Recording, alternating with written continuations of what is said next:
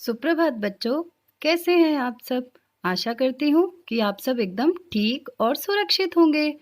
चलो, मैं कुछ पढ़ाने से पहले आपको एक छोटी-सी कहानी दिखाना चाहती हूँ, जिसे देखकर हमें क्या सीख मिलती है, ये मैं आपको कहानी के अंत में बताऊँगी। तो चलिए, हम ये छोटी-सी कहानी देखते हैं। बहुत समय पहले की बात है। एक गांव में एक व्यक्ति रहता था जो रोज सुबह उठता और नदी से जल भरने जाया करता। उस व्यक्ति के पास दो घड़े थे, जिसमें से एक घड़ा टूटा हुआ था। जब वह व्यक्ति जल भरकर आता तो उस टूटे हुए घड़े से रास्ते भर पानी गिरता रहता, और जब तक वह व्यक्ति घर पहुंचता टूटे घड़े में सिर्फ आधा पानी ही रह जाता था। इस बात को लेकर अच्छा घड़ा फूटे घड़े को ताना देता था। ही ही ही, अरे तुम तो फूटे हुए हो, पूरा जल रास्ते में गिराते हुए आते हो, तुम बिल्कुल बेकार हो। ही ही ही।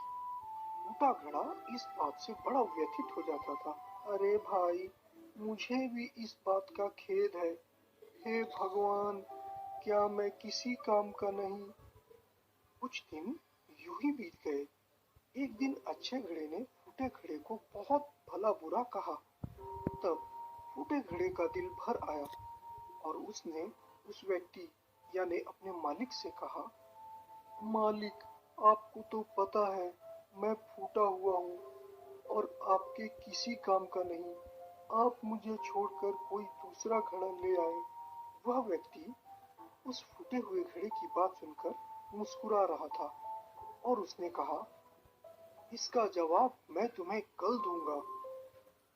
अगले दिन जब वे पानी लेकर लौट रहे थे, तब उस व्यक्ति ने फूटे घड़े से कहा, जिस ओर तुम्हारी पानी की बूंदें टपकती थी, उस तरफ मैंने फूलों के कुछ बीज डाल दिए थे। तुमने रोज उन बीजों की सिंचाई की और अब वहाँ एक खुशबूदार फूलों की क्यारी बन गई है। तुमने जो काम किया है वो शायद सुंदर घड़ा भी नहीं कर सकता था। मालिक की बात सुन फूटा घड़ा बहुत खुश हो गया और फिर से खुशी खुशी मालिक की सेवा में लग गया। कहानी का तर्क यही है कि हम सब में कुछ न कुछ खूबियां होती है। बस फर्क यह है कि कुछ लोग खूबियों का सही उपयोग कर आगे निकल जाते हैं और कुछ लोग अपनी खूबियों को जिंदगी भर देख ही नहीं पाते। तो बच्चों, ये कहानी आपको कैसी लगी? मुझे लगता है कि आपको ये कहानी बहुत अच्छी लगी। सुना आपने? इस कहानी को सुनने से हमें यह सीख मिली कि जीवन में हमें हमेशा खुद की खूबियों को देखना चाहिए, ना कि कमियों को, क्योंकि हर किसी में कुछ ना कुछ खूबियां अवश्य होती हैं।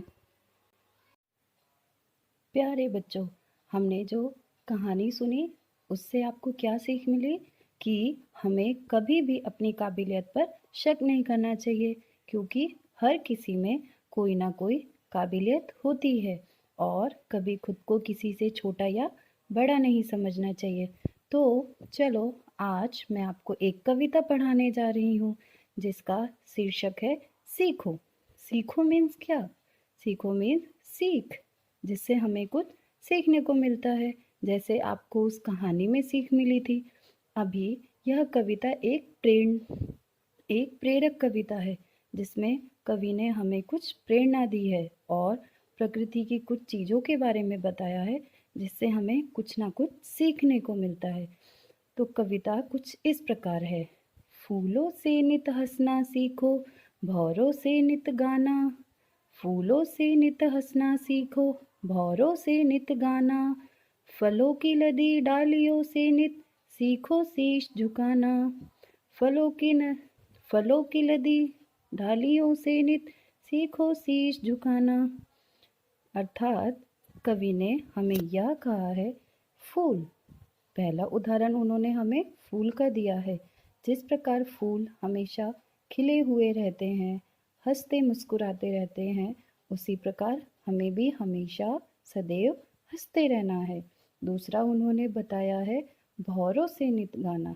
जिस प्रकार भौरे हमेशा गुनगुनाते रहते हैं अपने धुन में, हमें भी भौरों की तरह हंसते और गुनगुनाते रहना है। फलों की लदी डालियों से नित सीखो शीश झुकाना। जिस प्रकार जो पेड़ फलों से लदे हुए होते हैं वह हमेशा झुके हुए होते हैं, तो हमें पेड़ों से हमेशा विनम्र बनने की सीख मिलती है। तो हमें पेड़ों की तरह विनम्र बनने की सीख लेनी है।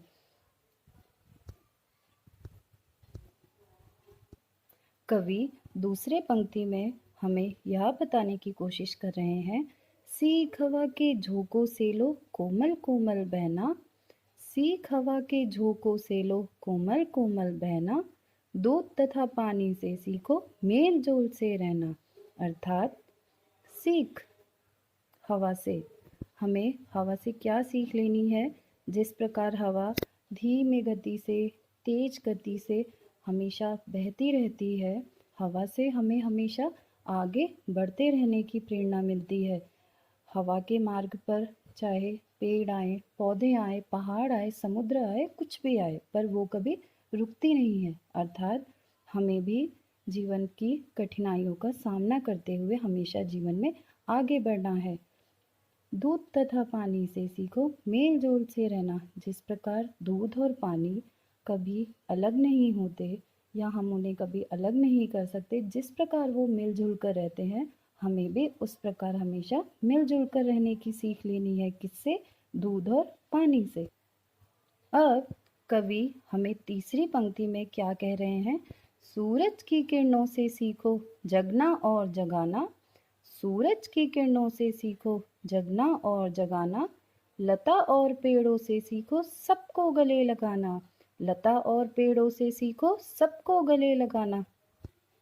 सूरज की किरणों से सीखो जगना और जगाना। अर्थात सूरज जो सारे जग को जैसे ही उदय होता है उजालित करता है और सारे जग में प्रकाश फैलाता है, उसी प्रकार हमें अपने ज्ञान को सबके साथ बांटना चाहिए। लता और पेड़ों से सीखो सबको गले लगाना। लता अर्थात आपने बरगद का पेड़ देखा है जिसमें ऐसी लंबी लंबी लताएं लटकती हैं, वो कभी पेड़ से अलग नहीं होती। उसी प्रकार हमें भी लता और पेड़ की तरह सबको गले लगा के रखना है। चाहे कोई अमीर हो, गरीब हो, छोटा हो, बड़ा हो, हमें किसी में भेदभाव की भावना नहीं लानी है। सबको एक समान देखना है। अब कवि कहते हैं, दीपक के जलने से सीखो अंधकार को हरना। दीपक के जलने से सीखो अंधकार को हरना। पृथ्वी से सीखो सबकी ने सच्ची सेवा करना। इसमें कवि यह बताना चाह रहे हैं कि दीपक, दीपक यानी दिया, जिस प्रकार दीपक अपने प्रकाश से सारे अंधकार को दूर कर देता है, उसी प्रकार हमें अपने ज्ञान के भंडार से सारे अज्ञान के अंधकार को दूर कर देना है। अब कवि हमें बताते हैं कि पृथ्वी, पृथ्वी यानी धरती, हमारी धरती माँ, वो जिस प्रकार हम सब की सच्ची सेवा करती है, हमें हमें सारी चीज़ें प्रदान करती है, उसी प्रकार हमें भी ज़रूरतमंदों की सेवा करनी चाहिए, बिना निस्वार्थ सेवा। अब कविता को हम फिर से दोहराते हैं। कवि ने सबसे पहले हमें फूलों की तरह हंसते रहने के लिए बोला है तथा भौरों की तरह गुनगुनाना। जीवन में हमेशा हंसते और गुनगुनाते रहना है। पेड़, पेड़ से हमें विनम्र बन के रहना है तथा हवा, हवा से हमने क्या सीखा? जीवन में हमेशा आगे बढ़ते रहना और हर कठिनाइयों का डट के सामना करना। दूध तथा पानी, जिस प्रकार यह दोनों हमेशा मिलके रहते हैं, हमें भी हमेशा मिलजुल कर रहना चाहिए। अब सूरज, अब सूरज, सूरज जो सारे जग को प्रकाश देता है, सारे जग को जगाता है, उसी प्रकार हमें भी अपने ज्ञान को सबके साथ बांटना चाहिए। सबको गले लगाना, कभी भी अपने अंदर किसी भी प्रकार का भेदभाव नहीं लाना। दीपक अंधकार को दूर करता है, उसी प्रकार हमें ज्ञान धारण करके अज्ञान के अंधकार को दूर करना है। अंत में पृथ्वी, पृथ्वी की तरह सच्ची सेवा करना सीखना।